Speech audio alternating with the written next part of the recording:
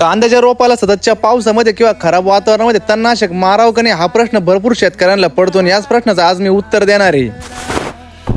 तर जय शिवराय मित्रांनो, मी अर्जुन पठारे घेऊन आलो तुमच्यासाठी आज एक नवीन व्हिडिओ. मित्रांनो, मागच्या काही दिवसापासून आपल्या गावामध्ये खतरनाक असा पाऊस पडतोय बरं का, आणि त्याच पावसामुळे ना आपल्या वावरांमध्ये डायरेक्ट पाणी साचायची वेळ आली आहे. आणि एवढ्या खतरनाक वातावरणामध्ये सुद्धा आहे ना आपण कांद्याचा रोप टाकायचा आहे ना धाडसी निर्णय घेतला तर बरं का, आणि याच निर्णयाला ना आपल्याला सक्सेस सुद्धा करायचंय बरं का. आणि मग शेतामध्ये आल्याबरोबर आहे ना मस्त की बदाम खाऊन ना मागच्या वर्षी आपण काय काय चुका केल्या त्या आठवून घेतल्या आणि त्या चुका परत दोहरायच्या नाही म्हणून आपण सकाळ सकाळी ना तणनाशक मारायचं आहे ना नियोजन करून टाकलं. आणि मित्रांनो 17-18 दिवसाचं रोप झाल्यानंतर प्रत्येक शेतकऱ्याला एकच प्रश्न पडतो की कांद्याच्या रोपाला ना तणनाशक कधी मारावं, नेमकं कोणत्या परिस्थितीत मारावं. तर मित्रांनो याच प्रश्नाचं उत्तर म्हणून ना मी माझ्या अनुभवाचे काही बोल तुम्हाला सांगतो बरं का. तर आहे ना मित्रांनो मागच्या 3-4 दिवसापासून ना आमच्या गावामध्ये ना थोडाफार पाऊस ना कमी झालाय बरं का, आणि सूर्यदर्शन पण चांगल्या प्रकारे होतंय. आणि मित्रांनो आपण तणनाशक मारण्यापूर्वी ना आपल्या कांद्याच्या रोपाचं आहे ना टाईटपणाने सगळीकडे जाऊन बघून घेतला बरं का. आणि आपल्या कांद्याच्या रोपाचे ना मित्रांनो पांढऱ्यामुळे पण एकदम व्यवस्थितरित्या वाढलेले आहे.